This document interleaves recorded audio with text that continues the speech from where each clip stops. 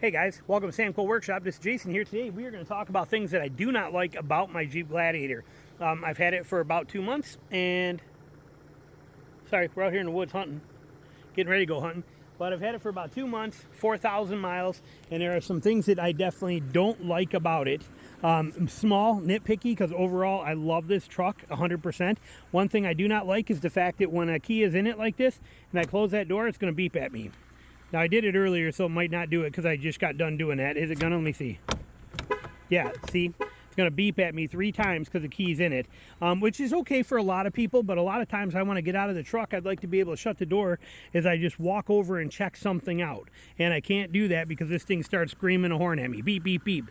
So that gets kind of annoying on there. One thing, the only thing I'm going to probably take this to the dealership for, and like I said, in a couple of months and 4,000 miles that I've noticed it bugs me a little bit, is the fact that this cable is good and tight. This cable is barely even being used. So I'm gonna address that with them. I'd rather have it where it's not all weight being on one cable. Simple oversight probably, but I want this, I want these cables more in line with each other. I don't want all the weight only on that cable. So that is the only thing that I have to take it to the dealership for. Love that you can put it on there and put this on a propped angle like this. We added in this this cover on here, this ABS plastic. I added in the bed mat. Yeah, you get some dust back here on the dirt roads, but so did my Tacoma, so did every truck I've had does. This is my only issue back here that, like I said, I want to, and they'll fix that for me. They'll address that. Also, when I close my tailgate, okay, when I go to close it quiet, okay, this side hit, this one does not. I got to come over here and then push it in on that side. Not a big deal. That's not minor, and that's only when I'm out here in the woods. If I close it normal, it's good. But when I got to close it where it's quiet, and I'm going to take it out here when I'm out here hunting, and I go to close it quiet, I got to hit that side, then hit that side to do it. Not a huge deal, but something that, you know, on mine, and I want that cable fixed. Other than that, on the outside, there's really zero complaints on anything. I love everything about it. I even love how they give you this nice little gasket in here. This thing here comes in handy. You can see it gets pretty beat up with stuff. Look at that. Okay, I mean, there's, like I said, there's a reason this stuff is on there. And I love that. Love the rock rails. Love everything there. I got no complaints on any of that kind of stuff. Now, on the inside, one complaint is that this handle here is kind of worthless. It may work when you're driving, but for getting in and out, it doesn't work. And I'm a short guy. As you can see, look at the height of this with those 35s on there. Okay, so for me as a short guy to get into this, which is just belt high for that seat, I need to use a bigger grab handle here. This one doesn't really do too much for me, so I added one of these from Amazon. I'll put a link to it below, but it just hooks right on there, but that makes life a lot easier. The other downside in here too is where this seat lever is. This adjusts the seat up and down, okay, up and down. Now when I get in and out, as I slide off of this, I bump that a little bit and it brings the seat down. Watch the seat here. See how it goes up and it comes down?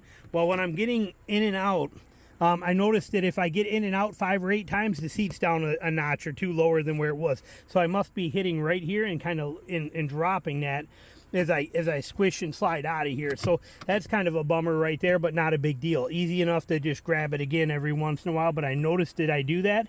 So that's kind of a little bit of a bummer. Let's jump in here right now.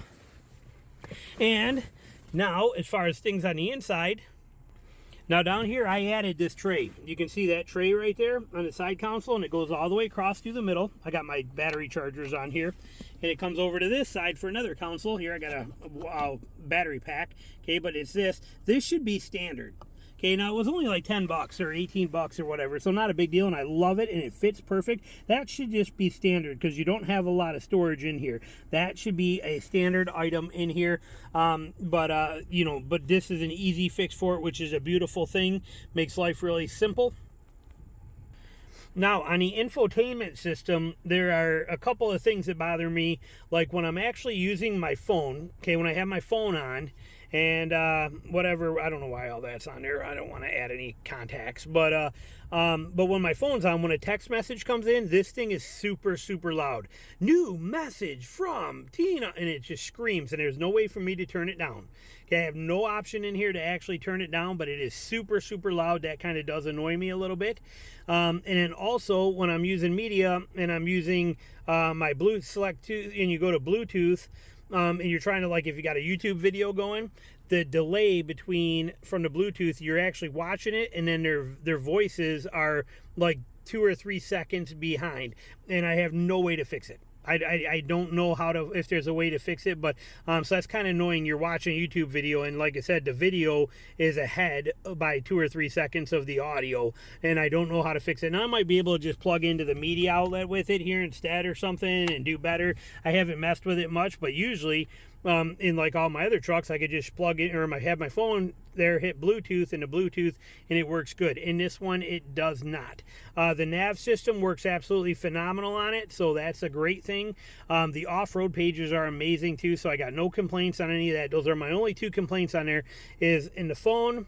You know, when this lady starts talking to you through this thing, she's screaming loud at you. It's like, oh my God, stop it! You're annoying. You're so loud. And like I said, the Bluetooth factor on there, but other than that, works like a champ. I got no complaints on it. Now, as you're seeing, these are all very, very minor, but another little downside one is, see how these dome lights are amazing. Okay, they scream. Each one of them can be individually controlled. It's because I got my door open, but see how they're back here, you know, so you can reach up and hit one, or I can turn them all on. It's a nice feature, but there's no dome light up here in the front. So when I'm actually sitting here driving down the road, these are kind of blocked from anything I want to see here. The light's coming from behind me. It would be nice to have a dome light right here, just to be able to light down here. Right now what I do is I use this light because these are screaming bright LEDs, and I use that, and then I got front light, which is actually pretty easy to do, to just, as I'm driving, just pop that open, and then I got light and I can see what I want rather than even reaching back to turn any of these on. So for me, that works great. And when I close this, it closes the thing automatically. So it's just open it, and then when I shut it, it just closes on its own. So that's just one of those kind of things. Again, all of these things are very small little inconveniences, because this thing is amazing. I straight up love everything about this. I just did a video about the things I love the most. I have 0 complaints on this thing. Just those couple little itty bitty things, which are so small and minor. The wipers that were on it were okay.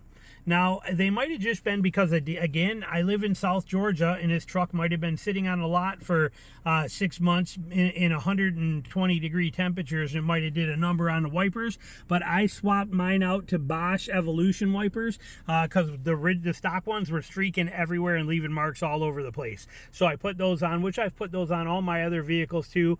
They're my favorite wiper blade. Since I've done that, no issues whatsoever.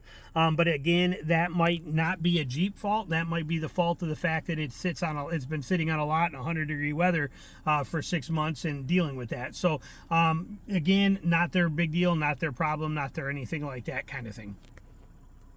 Now, also another bummer is there is no dead pedal. Okay, no dead pedal down there. The dead pedal would be a fake platform for you to rest your foot on right here that would let you put your foot like that and give you something to brace against, to push your weight against. Especially for when you're off-roading. When you're out there off-roading, you need that stability. It'd be nice to have a pedal right here that I could put my foot on and use it to support my body as the vehicle's rolling. We have nothing down there. Now, I can buy an aftermarket dead pedal for like 20 bucks, and I may just go ahead and do that, but it sure would be nice on such an off-road capable, off-road designed vehicle to have that dead pedal there, to be able to use that for your foot to give you some support. They don't have it in here. But again, little minor things, because I could very easily add that in. So other than that, really there's 0 issues here on anything. This thing is just incredible. I love it. I love everything about this vehicle 100%. I got 0 complaints. So there you go. Thanks for watching. We'll talk to you soon.